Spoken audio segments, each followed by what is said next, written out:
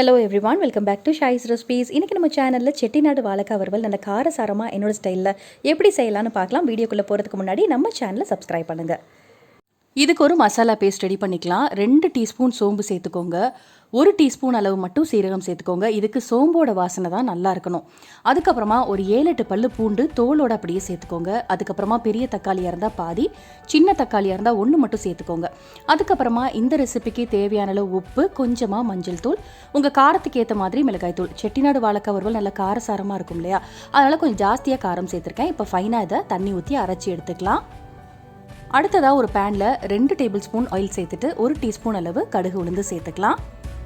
இப்போ உளுந்து நல்லா செவந்திருக்கு இல்லையா, இந்த ஸ்டேஜில் பாதி பெரிய வெங்காயம் 1-2 கட் பண்ணியிருக்கேன். அதையும் 2 கொத்து கருவேப்பிலை அதையும் சேர்த்துடலாம்.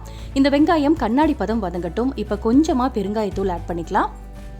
ஆட் பண்ணிவிட்டு இப்போ ஒரு தடவை கலந்து விட்டுக்கலாம். ரொம்ப இது பொன்னிறமாக வதங்கணும் அப்படின்னு அவசியம் கிடையாது. வெங்காயம் ஜஸ்ட் கண்ணாடி பதம் வந்தால் போதும். அதுக்கப்புறமா பெரிய வாழைக்காய் 2 எடுத்திருக்கேன்.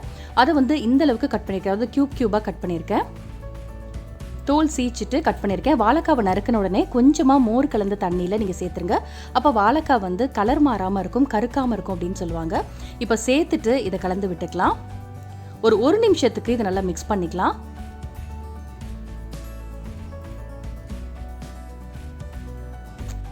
இப்போ 1 நிமிஷம் இதை மிக்ஸ் பண்ணியாச்சு. அதுக்கப்புறமா நம்ம அரைச்சி வச்சிருக்க மசாலா பேஸ்ட் அதை சேர்த்துடலாம்.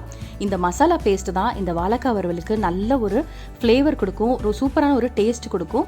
ஸோ இதே போல் நீங்களும் மசாலா அரைச்சி ஒரு தடவை செஞ்சு பாருங்கள். ரொம்ப நல்லாயிருக்கும். இது வெரைட்டி ரைஸ் எல்லாத்துக்கூடமே ஒரு நல்ல காம்பினேஷனாக இருக்கும். இப்போ அதை சேர்த்துட்டு அடுப்பை வந்து சிம்மில் வச்சுருங்க. சிம்மில் வச்சுட்டு இந்த ஒரு வாழைக்காய் பீஸ்லேயுமே இந்த மசாலா எல்லா இடத்துலையும் படுற மாதிரி நல்லா கலந்து விட்டுக்கலாம். ஒரே மாதிரி வாழைக்காய் சாப்பிட்டா போர் அடிக்கும் இல்லையா, இந்த மாதிரி வித்தியாசமாக ட்ரை பண்ணி பாருங்கள். ரொம்ப சூப்பராக இருக்கும்.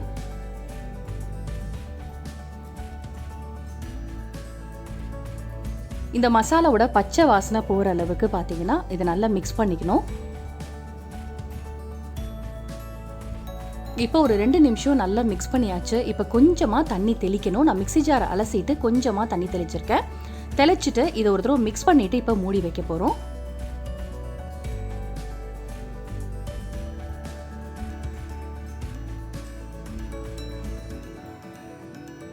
ஒரு 2 மினிட்ஸ் கழிச்சு ஓப்பன் பண்ணுறேன். வாழைக்காய் நல்லா வெந்துட்டுருக்கு. இப்போவே வந்து 90% குக் ஆகிடுச்சு. எனக்கு சூப்பராக வந்து வெந்துருச்சு. இது வீட்டில் காய்ச்ச வாழைக்காய், ஸோ சீக்கிரமே வெந்துடும், நல்லா சாஃப்டாக வெந்துடும். நம்ம வீட்டில் காய்ச்சிச்சு அப்படின்னாலே டேஸ்ட்டுமே வந்து நல்ல வித்தியாசம் தெரியும் நம்ம கடையில் வாங்குறதுக்கும் வீட்டில் அதுவே காய்க்கிறதுக்கும். பாருங்கள், இந்தளவுக்கு நல்லா சாஃப்டாக வெந்துருச்சு பாருங்கள். இதை ஒரு தடவை மிக்ஸ் பண்ணிவிட்டு இன்னும் ஒரு 2 நிமிஷம் இதை மூடி போடலாம். இது செய்கிறது வந்து 10 நிமிஷத்தில், அதை மேக்ஸிமம் 10 நிமிஷத்துலேயே செஞ்சிடலாம். இதுக்கு மசாலா அரைக்கிறது மட்டும்தான் வேலை, மற்றபடி செய்கிறது ரொம்ப ஈஸி. அதுவும் தனித்தனியாக மிளகாத்தூள் மஞ்சத்தூள்லாம் கலக்க வேண்டாம், எல்லாத்தையுமே மிக்சியில் போட்டு அரைச்சிடலாம். இன்னும் ஒரு 2 மினிட்ஸ் மூடி இருக்கட்டும். இன்னும் ஒரு 2 மினிட்ஸ் கழிச்சு ஓப்பன் பண்ணுறேன். வாழைக்காய் வந்து ரெடி ஆகிடுச்சு, ஆல்மோஸ்ட் ரெடி ஆகிடுச்சு, சூப்பராக ரெடி ஆகிடுச்சு. இன்னும் நீங்கள் வந்து நான்ஸ்டிக் பேனில் போட்டு இன்னும் முருகலாக எடுக்கணும் அப்படின்னு நினச்சா கூட நீங்கள் செஞ்சுக்கலாம். ரொம்ப நல்லாயிருக்கும். ஏன்னா நான்ஸ்டிக்கில் நீங்கள் செய்யும் போது இன்னும் நல்லா அடிப்பிடிக்காமல் நல்லா ஒன்று சேர்ந்து வரும். சூப்பராக ரெடி ஆகிடுச்சு பாருங்கள். நல்லா சூப்பராக ரெடி ஆகிடுச்சு. நீங்கள் வந்து ஹாட்டாக சர்வ் பண்ணுங்கள். ரொம்ப நல்லாயிருக்கும்.